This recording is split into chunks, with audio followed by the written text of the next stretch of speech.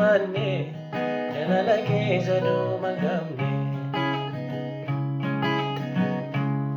yoo dhiyee bari'u yeroo maraa kanan yaadu onneen keessa kan himanne jalala keessa duuma gamne nama dhibaa dhiifamni kee nama dhibaa eegumsi kee nama dhibaa jaalalli kee anaan godheera manaa kee anaan dhabeera manaa kee anaan godheera mucaa kee anaan dhadhaabeera manaa kee anaan dhadhaabeera manaa kee anaan godheera mucaa kee Alinan sikitesa inni dure galesa arradu sagadisa kanafan suwedisa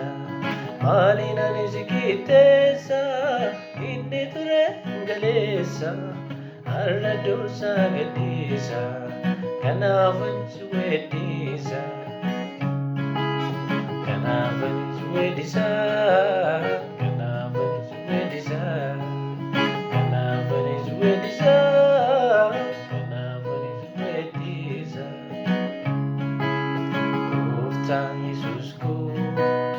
Mufta Yesusku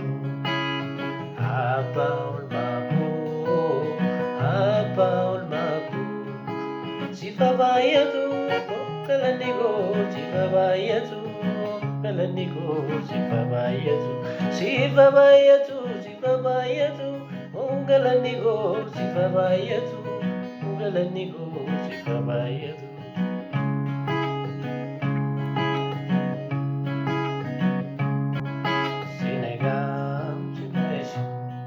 Legize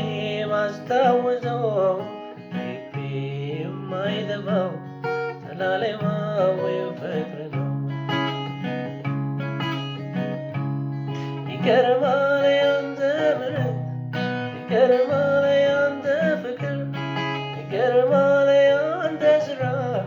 Agunya legante gara Agunya legante gara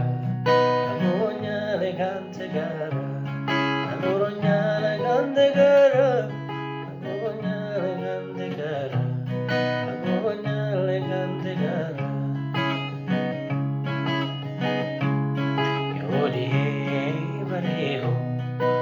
Marakan ariado Onegu kesa gani mande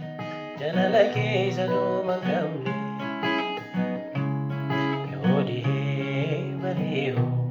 Kiro marakan ariado Onegu kesa gani mande Jalala kesa duman kamne Ajaiba rifam nige Ajaiba egumsi ke Ajaiba wajin kanige Ananda bera manake Ananda bera manake Anango dera mujake Anango dera mujake Ananda bera manake Anango dera mujake Mufta Yesusku Mufta Yesusku